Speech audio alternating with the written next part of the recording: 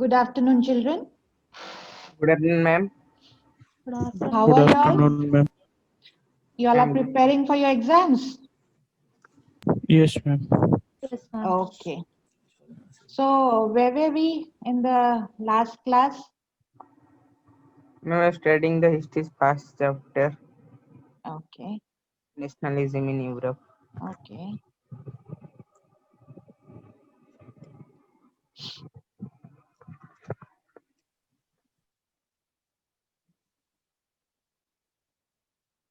Can you all see the screen?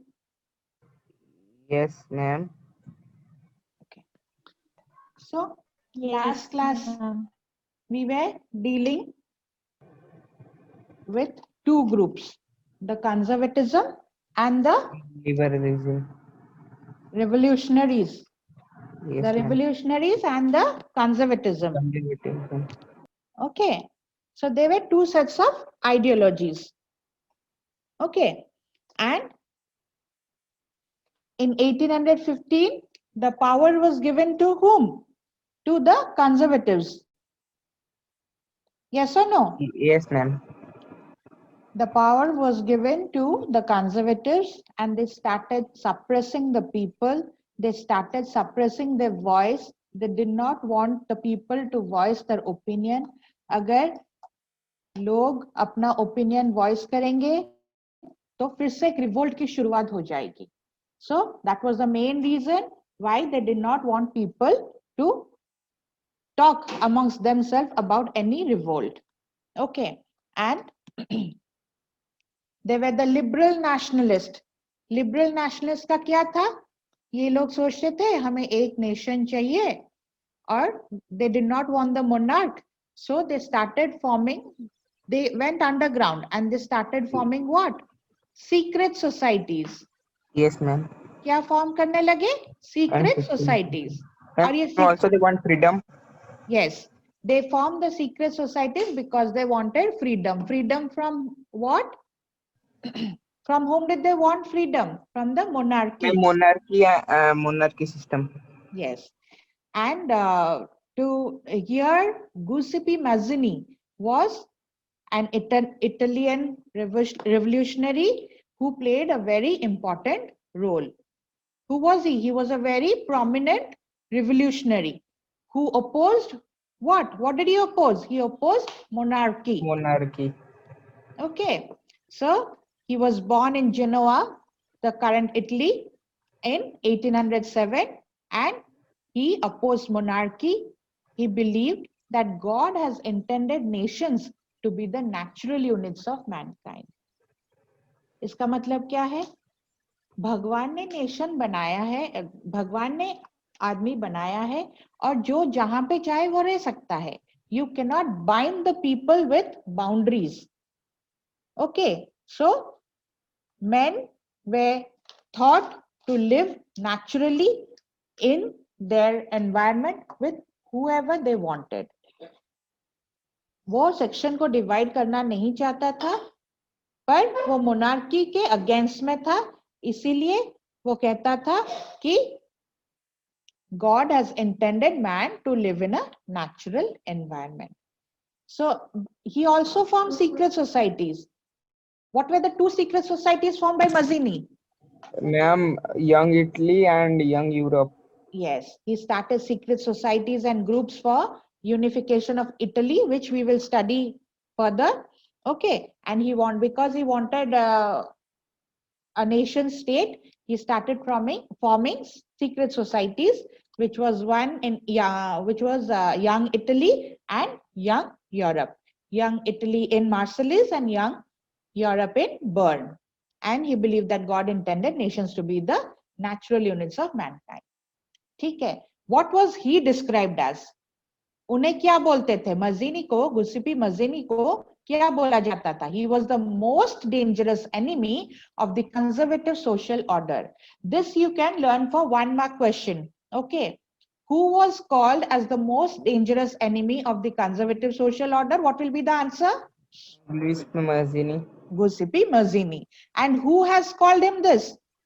ये statement उसे कौन दिया था? Duke Metternich, Duke Metternich. Duke Metternich ने ये स्टेटमेंट ड्यूक उसे दिया। मैटरनिक, यस, ड्यूक मैटरनिक ने ये स्टेटमेंट उसे दिया था। और ड्यूक मैटरनिक कौन था?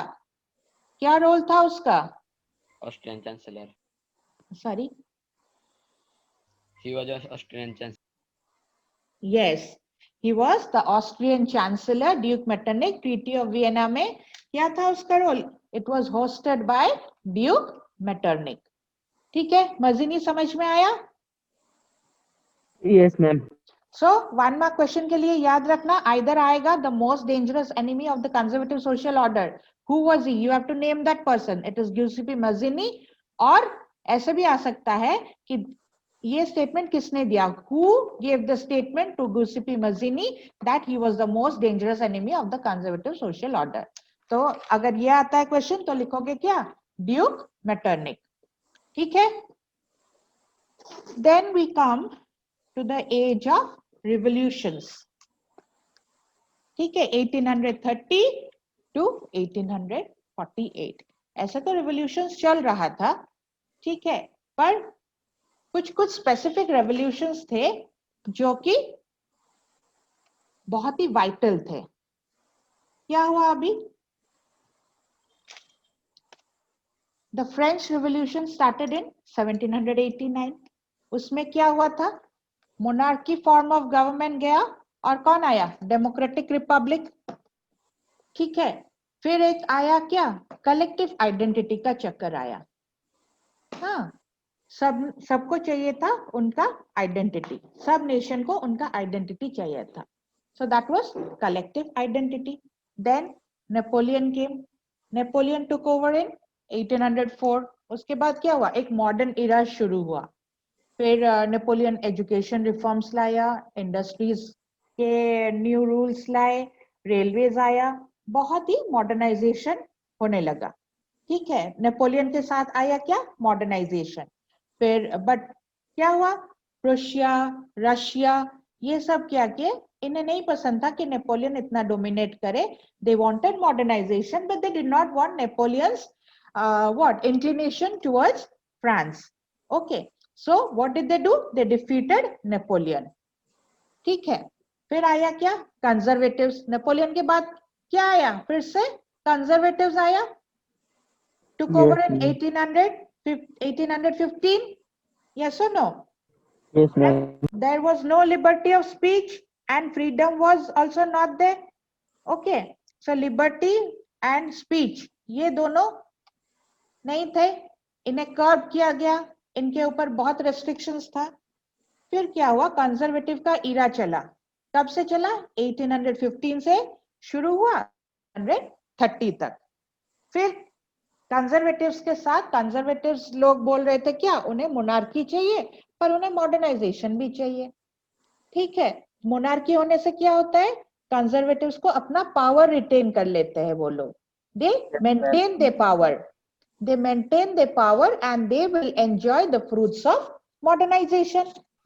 ये लोग तो बहुत चालाक थे। फिर कुछ सेक्शन ऑफ द सोसाइटी थे जो एजुकेटेड थे, the middle class. They were very educated and they began to like what? Measure things. कि ये अच्छा है, ये बुरा है.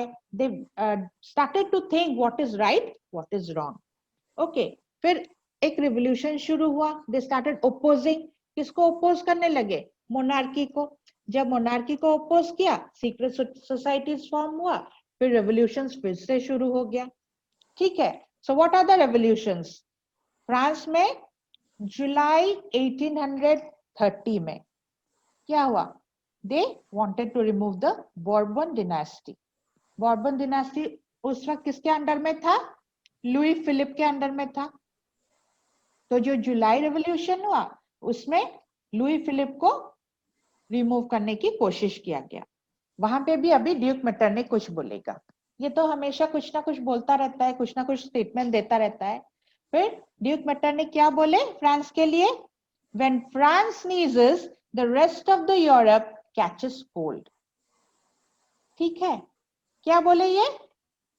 Last class also someone asked me about this, na? When France sneezes, the rest of the Europe catches cold, and I had explained too. So इसमें क्या हुआ? जैसे फ्रेंच रिवॉल्यूशन आया, मॉडर्निटी आया, So now again revolutions will spread throughout Europe. जब भी France में कुछ ना कुछ रिवोल्यूशन आता है, इसका जो चीटा रहता है ना, तो ये सारा स्प्रेड करता है यूरोप में. ठीक है. So it influences France in a way, influences the entire Europe. That is why when France sneezes, the rest of the Europe catches cold. सबको सर्दी हो जाता है एक फ्रांस छींक मारने से. ठीक है. फिर there was return of constitutional monarchy in France and under Louis Philippe following the July Revolution. So Louis Philippe, they were trying to overthrow Louis Philippe. There was end of conservative dominance and resurgence of nationalism. Soon following the same revolutionary principle, Belgium fought and gained independence from Netherlands. So Louis Philippe पहले क्या हुआ था? He was restored after the Vienna Treaty. फिर 1830 का revolution आया. So 1830 का revolution जो आया उसमें क्या हुआ था? There was a constitutional monarch. मतलब monarch तो होगा पर उसका powers जो है वो limit किया गया. कैसे limit किया गया? Constitution. So there will be a monarch but his powers will be limited by a constitution. So this is called as constitutional monarchy. So when France को नजदीक कौन था? बेल्जियम था. फिर जब फ्रांस में ये रेवोल्यूशन शुरू हुआ कि मोनार्की नहीं कॉन्स्टिट्यूशनल मोनार्की होगा, बेल्जियम में भी स्प्रेड हो गया. कैसे स्प्रेड हुआ? Belgium was a part of Netherland. ठीक है. अभी बेल्जियम को उसका भी एक कलेक्टिव आइडेंटिटी चाहिए था. It wanted a separate identity of its own. It wanted to make its own nation. ठीक है. फिर क्या हुआ? ग्रीक वॉर ऑफ इंडिपेंडेंस आया. ग्रीस कहां पे था? Border of Europe and Asia. ठीक है. और कुछ हद तक वेस्ट एशिया में उस टाइम पे इस्लाम था और यूरोप में क्या था? Christianity. Generally what we see, Europe में Christianity we see and some parts of Asia and West Asia we see that it's they follow what? Islam.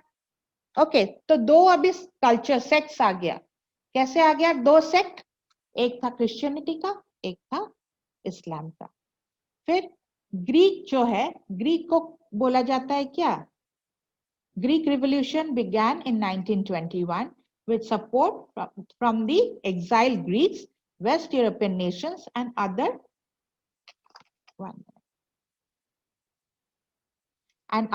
groups.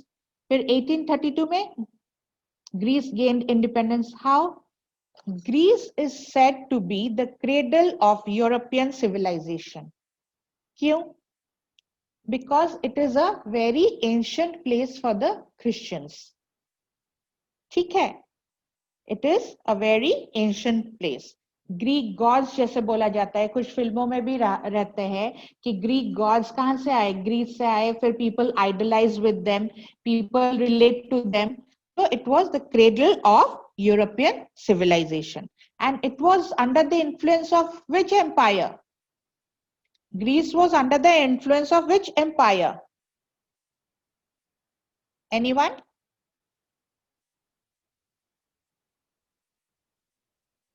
Which Ottoman empire? Empire. Ottoman Very Empire. good. Ottoman Empire. Ottoman Empire मतलब Turkey. हाँ कि नहीं? Yes, ma'am. Ottoman कौन थे? वो लोग Turkish ही थे ना. ठीक है. वो इस्लामिक रूलर्स थे. तो ग्रीक का इन्फ्लुएंस अंडर किसके अंडर में था? ऑटोमैन एम्पायर के अंडर में. और वो थे टर्किश रूलर. ठीक है. जो कि ग्रीस को ऑक्युपाई किए रखे थे. फिर ग्रीस ने क्या किया? Who is unmuted? I can hear some disturbance.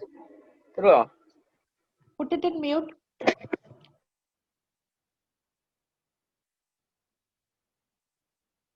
So, although Greece was the cradle of European civilization, it was under the Ottoman rule. ठीक है. Although it had Christianity as a symbol, but it was ruled by the Islams. So European countries tried to free Greece from Islamic rule. ठीक है. ये लोग इसे बोलते हैं collective identity. They wanted the identity, so they tried to free Greek from the Islamic rule. ठीक है, फिर क्या हुआ, यहाँ पे कौन आए, लॉर्ड बायरन आए. यहाँ पे लॉर्ड बायरन आए. लॉर्ड बायरन कौन थे, he was a British poet. ठीक है, this might also be a 1 mark question. So he was a British poet who collected funds for independence of Greek, but he passed away due to fever. He wanted to support Greece in its collective identity, in creating its identity, and he also began to collect funds, but he passed away due to fever. So here there might be a question that who was the British poet who collected funds to support the Greek revolution. So the answer would be what? Lord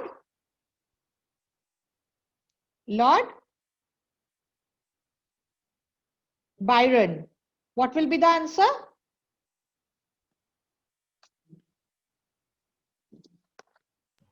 Yes, children, what will be the answer? Which British poet collected fund for Greek independence?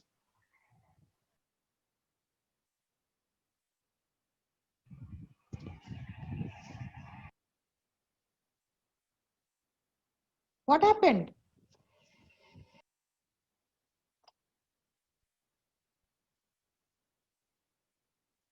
Ankita, Jasmine, can you all hear me? Yes, ma'am. So why are you all not answering? Who was the British poet? Lord Byron. Yes, Lord Byron. Ankita, what happened? समझ में नहीं आ रहा है कि सुनाई नहीं दे रहा है? No, ma'am. Okay. So the British poet Lord Byron, he played an important role in collecting funds, but somehow he could not take part and he passed away. Then came what? Then came the Treaty of Constantinople. And what happened in the Treaty of Constantinople? The war and negotiation. There was war and there was negotiation for the identity of Greece, and so Greece attained its independence in 1832 after signing the Treaty of Constantinople. Clear? So this was the age of revolution for Greece, and it ended with Greece gaining independence in 1832. Okay. Now we go to Romanticism and nationalism. Now how does Romanticism play a role in nationalism? What is Romanticism? Who can answer me? Anyone?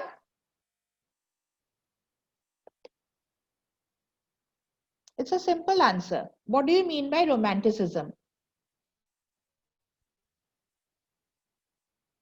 Romanticism is the love for something. And how do you show it? You show it through your words, you show it through your culture, you show it through your behavior. And how is Romanticism related with nationalism? See, there was the emphasis on common culture, language, heritage, and emotional appeal. आप कैसे identify करोगे कि आप एक ही nation को belong करते हो? आपका अगर एक कॉमन कल्चर हो, एक कॉमन लैंग्वेज हो और एक कलेक्टिव हेरिटेज हो, एक इमोशनल अपील हो. जैसे कॉमन कल्चर मतलब जैसे हम होली सेलिब्रेट करते हैं, जैसे हम दिवाली सेलिब्रेट करते हैं, जैसे हम क्रिसमस सेलिब्रेट करते हैं. Through out the year India में हम कुछ ना कुछ सेलिब्रेट करते हैं, वो चाहे जो भी रिलीजन हो, जो भी कल्चर हो, पर हम बिकॉज इंडिया एक सेक्युलर कंट्री है, हम डिफरेंट फेस्टिवल्स को सेलिब्रेट करते हैं. तो इसी तरह हम आइडेंटिफाई करते हैं कि हम इंडियंस हैं. तो we romanticise with our culture. Okay. फिर लैंग्वेज क्या होता है? जैसे हिंदी ले गए, नहीं तो रीजनल लैंग्वेजेस ले गए।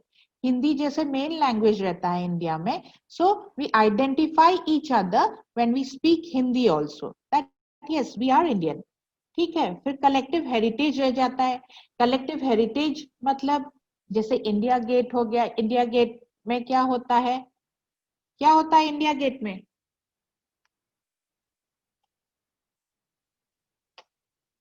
इंडिया गेट किसी ने देखा है? आज के सब लोग सो गए हो क्या? कोई आंसर ही नहीं कर रहा है।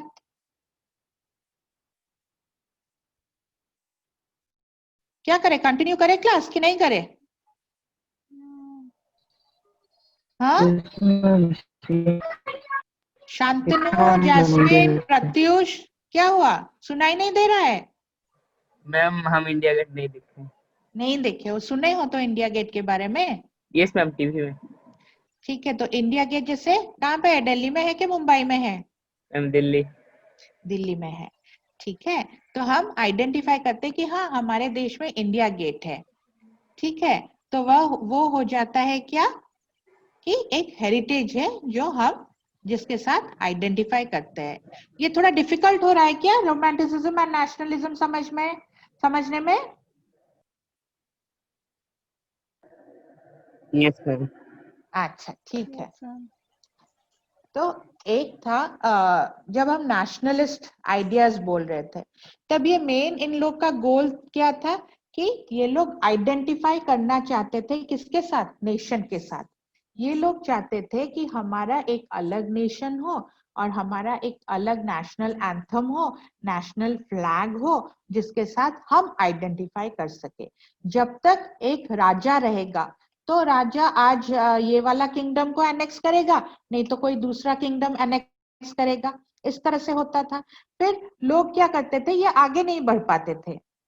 ठीक है, फिर लोग जब पढ़ रहे हैं, when they have started getting education, तो they want to go further, they want to earn money, they want to be rich. ठीक है, फिर जब रिच होने की बारी आई, so they wanted to overthrow the monarch. Monarch कौन? जो राजा। ठीक है, इसीलिए ये लोग क्या किए, एक कॉमन कल्चर से आइडेंटिफाई करने लगे। ठीक है, और जो इंपॉर्टेंस दिया जा रहा था रीजनिंग को, रीजनिंग को इंपॉर्टेंस क्यों दिया गया? क्योंकि ये लोग एजुकेटेड होने लगे। ठीक है, अभी समझ में आया? So the importance was given to romanticism to strengthen the national feeling. ठीक है, फिर there was the role of culture in creating the idea of nation through art, poetry, stories, music। इस तरह से क्या हुआ, ऐसे गाना बनाएंगे, फिर उसे गाते जाएंगे, तो सबको पता चलेगा अच्छा ये हमारा नेशन है, हमारा नेशन का ये बात है, हिस्ट्री है। तो अभी हमें पता चला, कैसे पता चला? सॉन्ग्स के थ्रू, उनके जो आर्ट होता है, ड्राइंग्स के थ्रू, पेंटिंग्स के थ्रू। ठीक है, ये समझ में आया कि नहीं? Yes ma'am. So romanticism was an ideology. ये एक क्या बोलते हैं उसे, सोचने का तरीका। It was an ideology of the 18th century, और उसका फोकस किस पे था? Art, glorify nation and create a national feeling. ठीक है, और ये जो रोमांटिक आर्टिस्ट थे ना, ये लोग सब ड्राइंग, सॉन्ग्स, आर्टिस्टिक फॉर्म को ज्यादा वेटेज देते थे, ज्यादा इंपॉर्टेंस देते थे। National anthem. हाँ, नेशनल एंथम जब गाना गाएंगे उसके बाद ही वो एक बोलेंगे ना कि ये अच्छा ये वाला सॉन्ग, इसमें हमारे नेशन का सब प्रेजेस किया गया है, तो इसे हम नेशनल एंथम बनाएंगे। ठीक है, फिर ये जो रोमांटिक आर्टिस्ट थे, एक तरफ रोमांटिक आर्टिस्ट थे, दूसरी तरफ थे जो लोग जो पढ़ रहे थे और वो रीजनिंग कर रहे थे, क्या गलत है, क्या ठीक है, सही गलत का डिफरेंस देख रहे थे। ठीक है, पर ये रोमांटिक आर्टिस्ट लोग को, इन लोग को पसंद नहीं था कि रीजनिंग किया जाए। अगर रीजनिंग किया जाए तो इन लोग का इंपॉर्टेंस कम हो जाएगा, so they criticise reason and science. ठीक है, अब ये डिफरेंस समझ में आया? Why they criticised reason and science? Because they wanted to glorify art forms. Okay, So when science was given, if science was given importance, the art portion would be neglected. जैसे humanities और science के दो branches है. So science deals with different subjects, humanities deals with different subjects. इसी तरह से ये जो थे, एक बोल रहा था कि आर्ट फॉर्म को ग्लोरीफाई किया जाए, दूसरा बोल रहा था नहीं, रीजनिंग और साइंस को ग्लोरीफाई किया जाए. ठीक है. So they wanted to focus on art forms and emotions so that they can strengthen the national feeling. हुआ? समझ में आया? Yes, ma'am. तो इससे क्या हुआ? जो रोमांटिक टूल्स थे, अगर कुछ कहीं पे पूछा जाए कि कौन से what are the romantic tools that were used to glorify the national feeling, तो वो क्या होगा? Dance, music, painting. ठीक है. फिर आया क्या? There was a major movement in Germany. No, we'll go for the Poland thing. The Polish movement, which kept alive Polish nationalist feelings. Okay, फिर पोलैंड में क्या हुआ? Importance was given to dance form, folk songs, poetry. ये सब एक ही साथ चल रहा है. एक जगह पे नेशनल फीलिंग आ रहा है, फिर ये सारा दूसरे side by side neighbouring countries को एक्सटेंड कर रहा है. It will extend to the neighboring countries. So it has extended to Poland. Poland में क्या हो रहा था? They are glorifying their ethnic language, the music, the poetry, folk dances. जबकि वो लोग रशिया के रूल के अंडर थे. So there was when the Treaty of Vienna was signed, the territory given to certain countries was, which were the countries which were given territories? Prussia, Russia और Austria. Treaty of Vienna याद है? Yes, ma'am. तो जब treaty of Vienna में Yes, ma'am. Territory दिया गया, तो territory किसको दिया गया था? रूसिया, रशिया और ऑस्ट्रिया. Yes, ma'am. पर ये टेरिटरी आया कहां से? ये टेरिटरी आया पोलैंड के पास था, तो पोलैंड को डिवाइड किया गया. These territories were given after dividing Poland. हाँ कि नहीं? सो अभी पोलैंड के पास कोई फिक्स टेरिटरी नहीं था, क्योंकि इसका टेरिटरी सब बांट दिया गया था. किसको? Russia, Russia and Austria. ठीक है. Yes, ma'am. तो यहाँ पे कोई ना कोई फिक्स टेरिटरी था, ना ही कोई नेशनल फीलिंग था. सो पोलैंड ऐसे ही था. तो वहां पे क्या किया गया? रोमांटिक टूल्स यूज किया गया to strengthen the national feelings. फिर यहाँ पे दे यूज ऑपेराज. ऑपेराज क्या होता है? जो थिएटर में जो गाना नहीं गाते हैं, कोई कोई फिल्म में देखे होंगे, थिएटर्स में जाके गाना गाते हैं, बहुत फेमस सिंगर्स होते हैं, and they sing about the history and they make them known to the people. सब लोगों को इकट्ठा करके थिएटर में भी देखने जाते हैं. सो इसे बोलते थे ऑपेराज. ठीक है. वो पोलैंड में शुरू हुआ operas and music. There was folk dances. Folk dances क्या था? Polonaise and mazurka. ये स्लाइड वाला देख सकते हो पिक्चर? Yes, ma'am. तो फर्स्ट है द पॉलिश पोलोनाइज डांस. इससे ये लोग स्प्रेड करते थे कि हमारा देश क्या था, कैसे डिवाइड किया गया, कैसे उसके टेरिटरी को डिवाइड किया गया, और इससे वो सब लोगों को दिखाते थे. और ये था द पॉलिश मजुर्का. ठीक है. ये दो डांस फॉर्म्स थे. ठीक है. फिर दे celebrate their national struggle and their national symbols. What do they do through the art forms? They celebrate their national struggle. Like we celebrate our independence. When?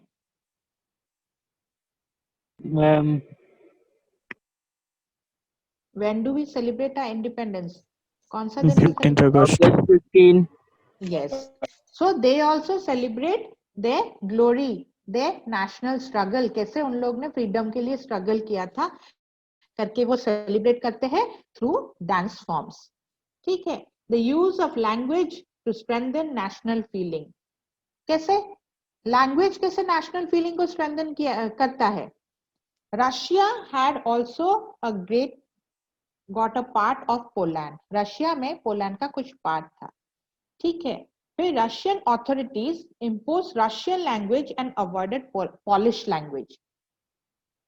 जो Poland के जो लोग थे, they spoke Polish, but they were under the rule of whom? They were under Russia. Russia में कौन सा language था? Russian था।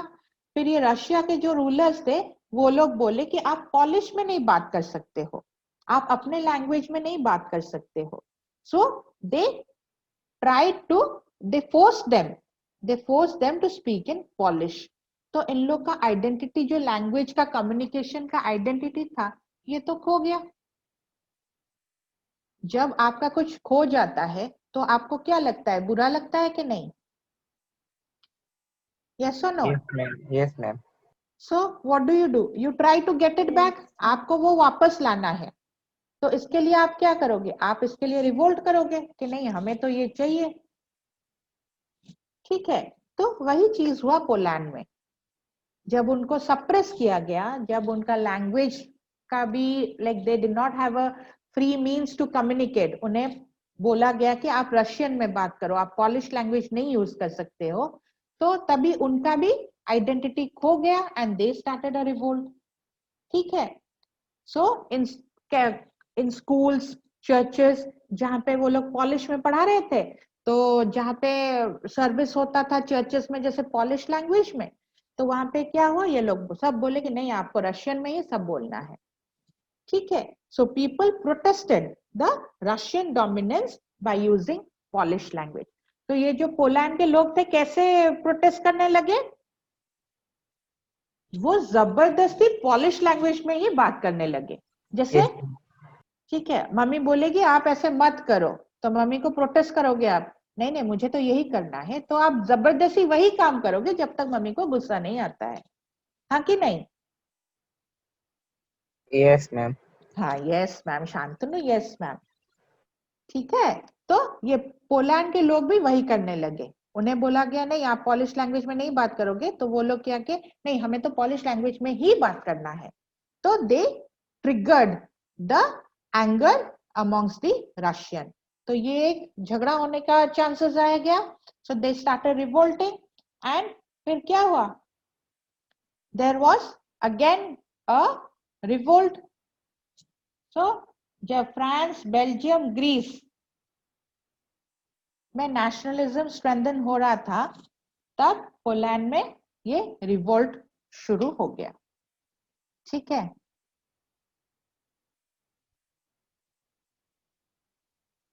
सो hunger, hardship and popular revolt. जब रिवोल्ट शुरू हो जाता है, उसके साथ साथ आता है क्या? हंगर और हार्डशिप। कैसे आता है? 1848 में जब फ्रांस रिवोल्ट किया, Louis Philippe was the constitutional monarchy.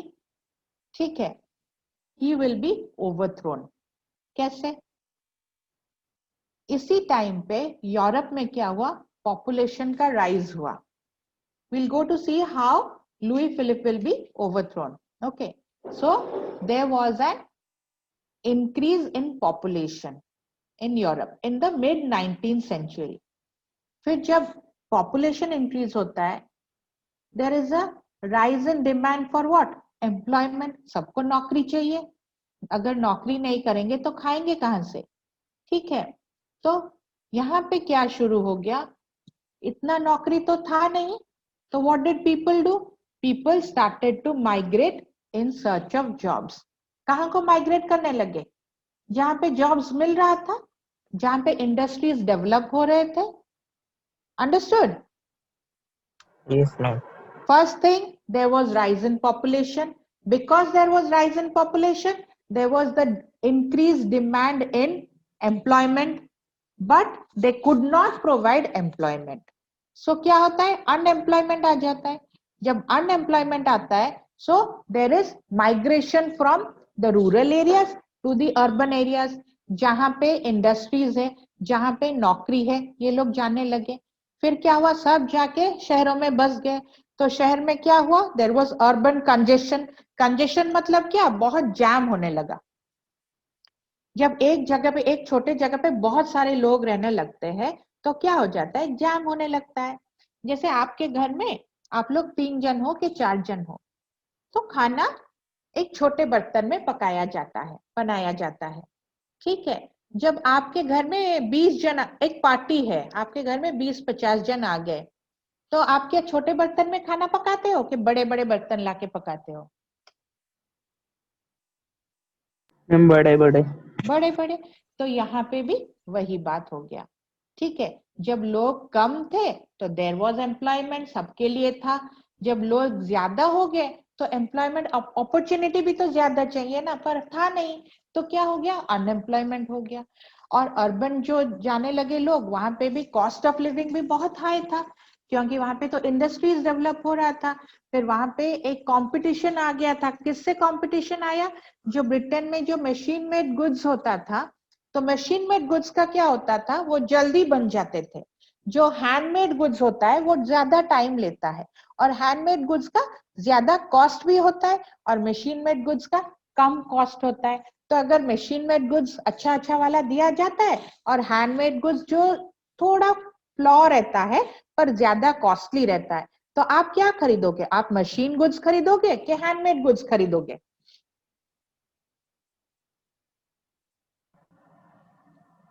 Machine goods are less in price, but they are beautiful. Handmade goods, they are not very beautiful, but they are side by side costly. So which one will you buy? Machine made Machine. goods? Machine. Machine made good, machine made खरीदोगे। उससे क्या होता है, ये जो लोग बनाते हैं हैंडमेड गुड्स, उनको क्या होता है, अनएम्प्लॉयमेंट हो जाता है, होता है कि नहीं? Yes ma'am. तो वो लोग खाना कैसे खाएंगे? कहाँ से लाएंगे पैसा, कहाँ से लाएंगे? From where will they bring money to feed themself? ठीक है, तो इससे क्या हुआ, there was competition from machine made goods which came from England. ठीक है, तो इससे फूड प्राइसेस भी बढ़ने लगे।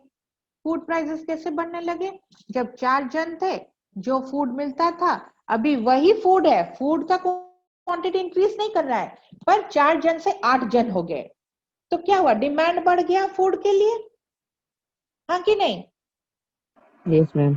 सो फूड का प्राइस बढ़ गया। जिसके पास पैसा है आप फूड खरीदो, अगर पैसा नहीं है तो आप फूड मत खरीदो। ठीक है, तो हंगर आ गया, यहाँ पे हार्डशिप आ गया, लोग परेशान होने लगे, there was difficulty. Okay, and people also, there was again a struggle arising, और एक रिवोल्ट आने वाला था। कैसा revolt? The popular revolt in France in 1848 resulted in Louis Philippe fleeing. France declared a republic with voting for all men above 21 and national workshops for more employment. ठीक है, so when the Britain industries send their goods to France, industries in France face competition, profit margin कम हो गया, so the employers fail to give income. ठीक है, और proper salary भी नहीं मिला, ये सब की वजह से रिवोल्ट हो गया। Increase in population, increase in food crop होना चाहिए, ठीक है, पर ये नहीं हुआ। The more population, so more people to feed, ठीक है, एंड हार्वेस्ट ऑल्सो फेल्ड। जब ये सब होने लगा, साइड बाय साइड हार्वेस्ट भी फेल हो गया उसी समय पर, तो there was shortage of food. सब कुछ ऐड हो गया एक ही टाइम पे। So there was low supply and the demand was high. And when there is low supply and there is a high demand, so automatically there will be a high in price. Price बढ़ जाएगा। जब supply कम और demand ज्यादा, तो price high होगा कि नहीं? Yes ma'am. So with the problems, the people got agitated. Agitated मतलब बहुत ही, क्या उसे बोलते थे, बहुत गुस्सा हो गए सब लोग। And there was outburst. Outburst मतलब रिवोल्ट के लिए वो लोग रेडी हो गए। ठीक है, और वो लोग किसको, whom did they blame when the people face hunger? तो हमें अगर कुछ नुकसान होता है या हमें कुछ प्रॉब्लम होता है, हम किसको ब्लेम करते हैं कि अच्छा देखो हमारा सीएम ठीक नहीं था, इसीलिए हम लोग को ऐसे परेशानी हुआ।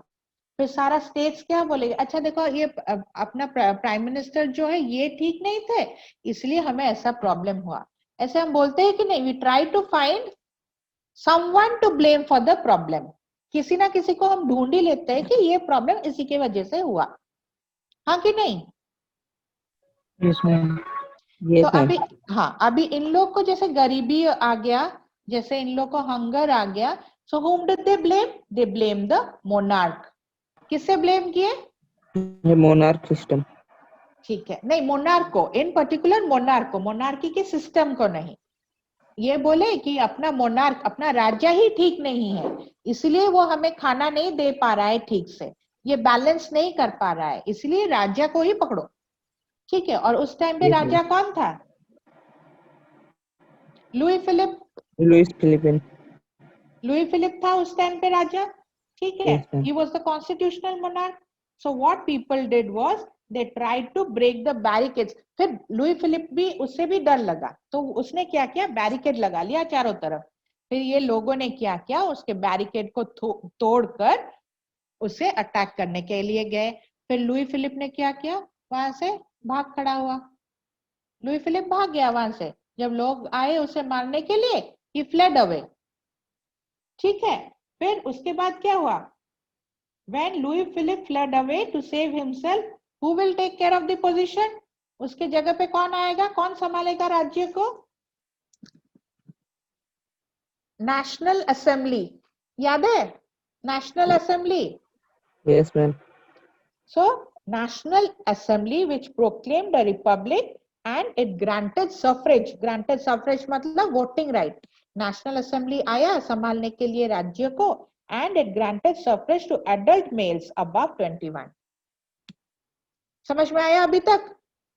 Yes, ma'am. So voting for all men above 21 and national workshops for more employment, और वो employment create करने लगा। ठीक है, फिर यहाँ पे एक स्टोरी है। किस तरह का story? Story of Silesia. Silesia क्या होता है? It's a territory in Prussia. Okay,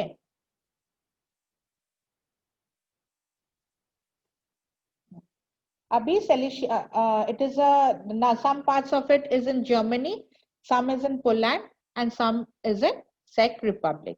फिर सेलिसिया में क्या हुआ, देयर वर वीवर्स।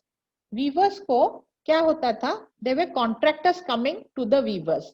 कॉन्ट्रैक्टर्स काम लेके आते थे, वीवर्स को देते थे कि अच्छा आप देखो ये वाला काम कर दो, जो प्रॉफिट मार्जिन होगा वी विल शेयर।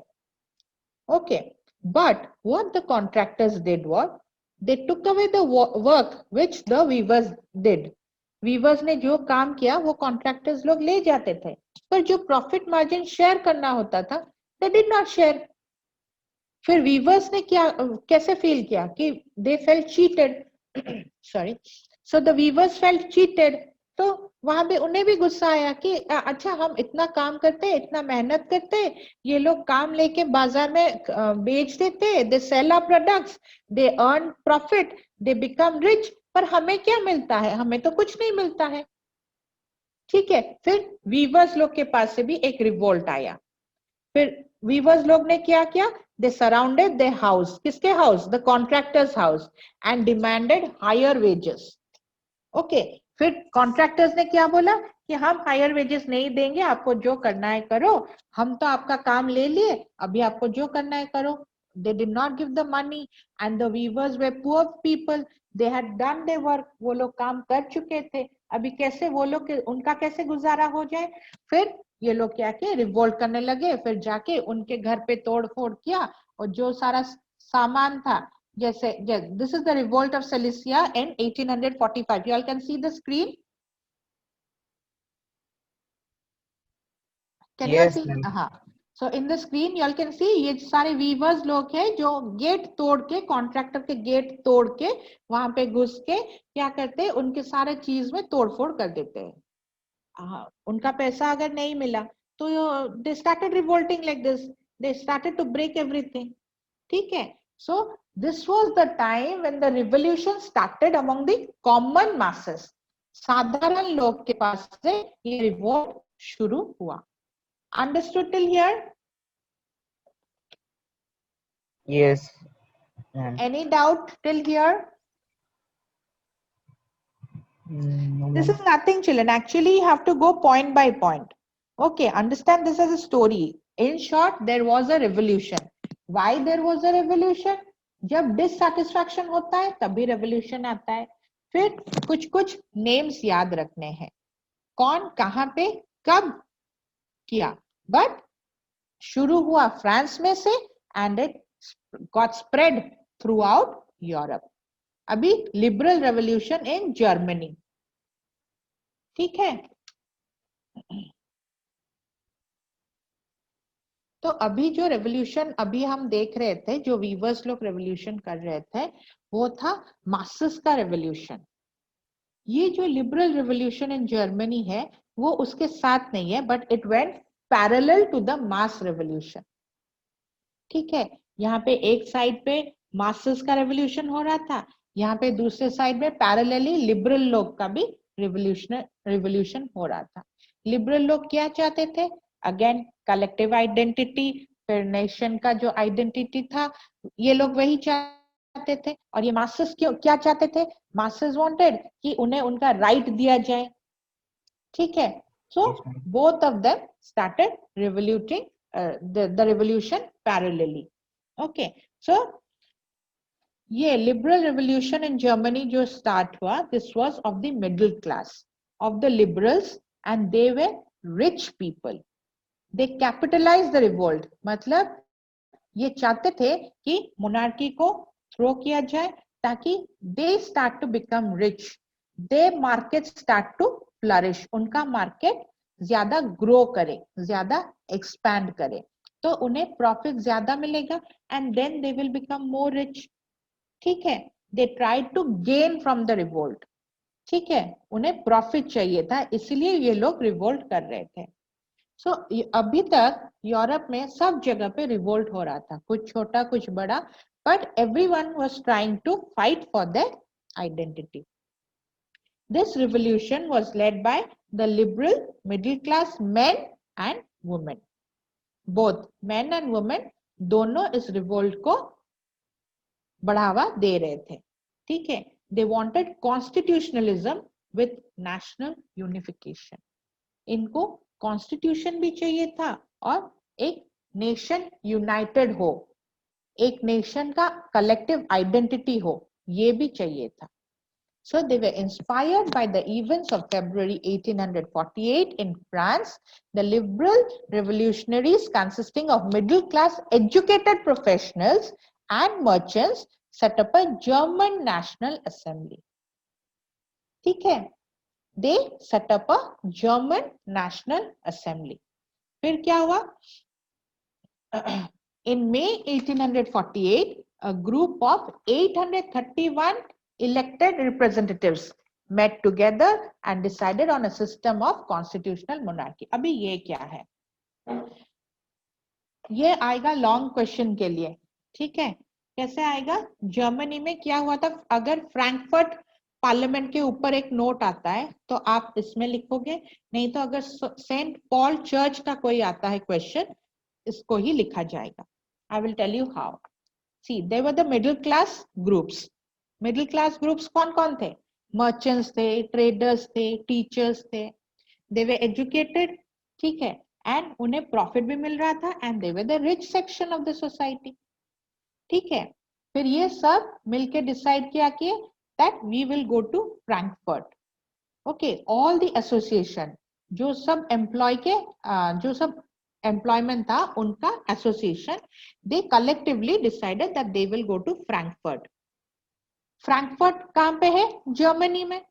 फिर फ्रैंकफर्ट जाके क्या करेंगे ये लोग? तब ये जर्मनी नहीं था, तब ये प्रुशिया था. ठीक है. फिर फ्रैंकफर्ट जाके क्या करेंगे? फ्रैंकफर्ट में एक पार्लियामेंट मीटिंग होगा at Saint Paul Church. Where will the meeting be? Where will the meeting be held? St. Paul Church. Paul Church. They will go to Frankfurt and there they will hold a meeting at St. Paul Church. Who was the king at that time? Who was the king at that time? Frederick William IV. Who was the king? Frederick William IV. IV. And they voted for all Germany assembly. All German assembly. Okay.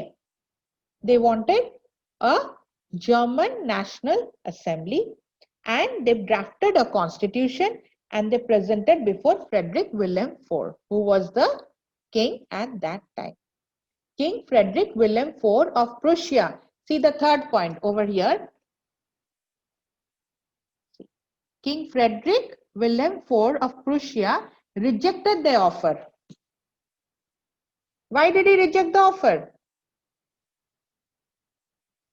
Because they had demanded for constitutional monarchy and King Frederick was the monarch.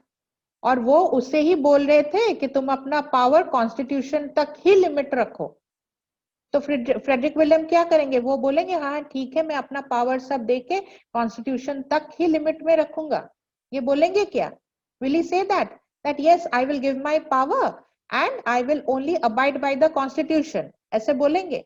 आपको बोला जाएगा you are the monitor of the class, but then बोला जाएगा कि no you will only do as the children will say.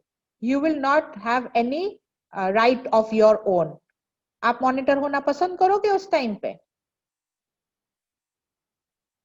No ma'am. No. जब तक power नहीं है कौन कहेगा कि मैं राजा हूं? कोई नहीं कहेगा.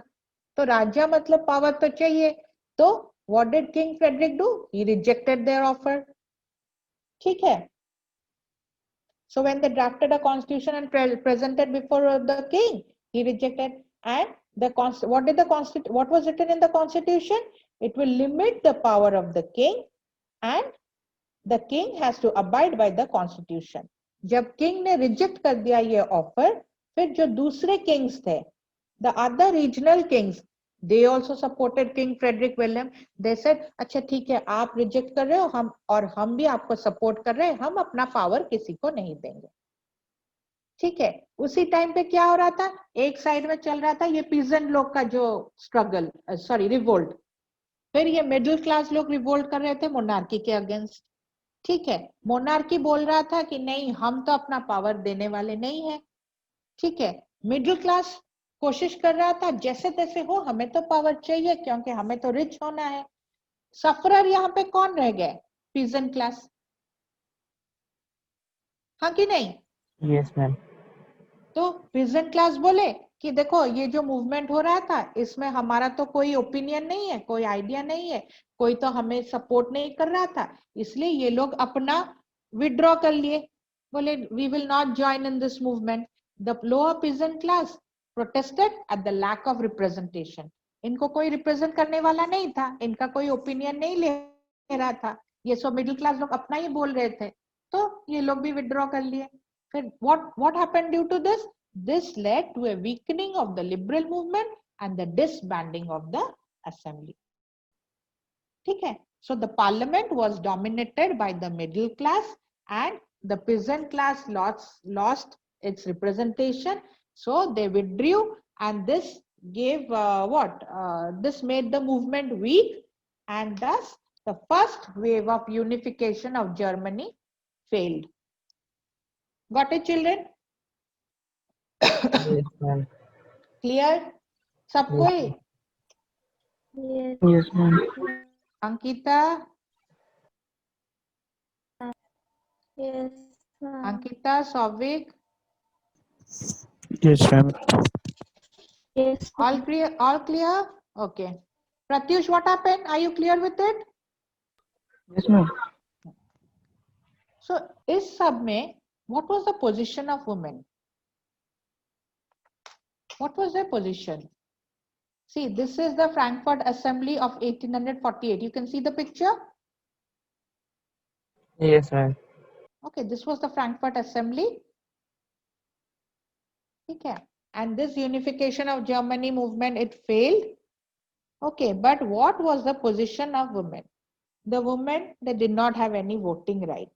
Okay, but they participated in all revolts.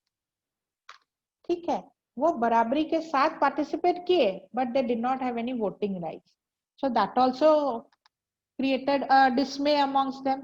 वो लोग भी एक दुखी हो गए कि हम तो participate कर रहे थे पर हमें voting right नहीं मिला.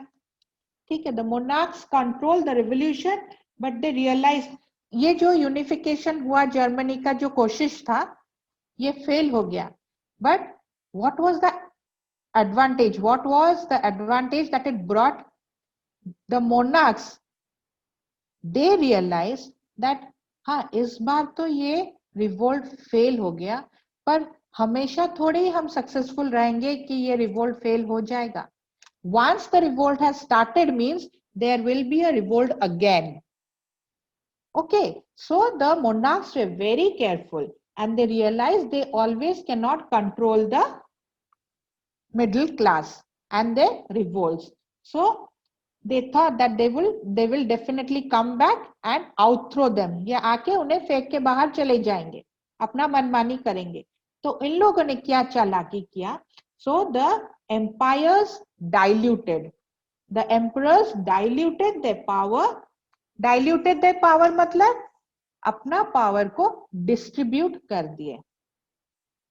ठीक है, जो सर्फडम था कि ये पीजेंट इसके अंडर में था और अगर ये उसका लोन नहीं दे रहा है तो for generations they would be under the monarch. ये एक सिस्टम था ना सर्फडम का मोनार्की के टाइम पे. तो क्या हुआ, ये किंग्स लोग, ये मोनार्क्स लोग, they decided that they will dilute their power. ये लोग अपना पावर डिस्ट्रीब्यूट कर दिए. डिस्ट्रीब्यूट करने के बाद जो सर्फडम था उसको भी डेमोलिश कर दिया. ठीक है, so this revolt, although it was not a success, but still it tried to bring the people together and it also created a fear amongst the monarch.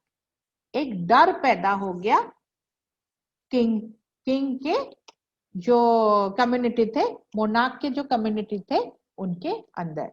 And so they diluted their power.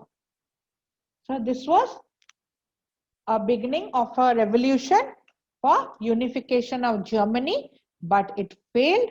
And as regards to the political rights of the women, although they participated equally in the movement, but they did not get the voting rights. किसको voting right दिया गया था? Only males above 21 years. Only the men above 21 years. ठीक है, any doubt till here? No, ma'am. Yes, the others? No, ma'am.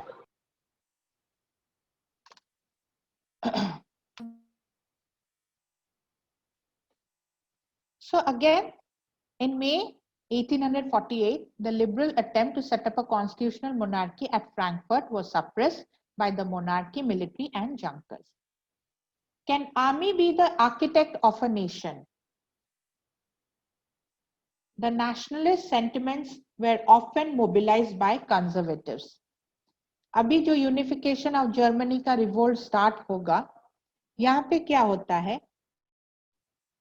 एक conservative है, एक nationalist है, हाँ कि नहीं?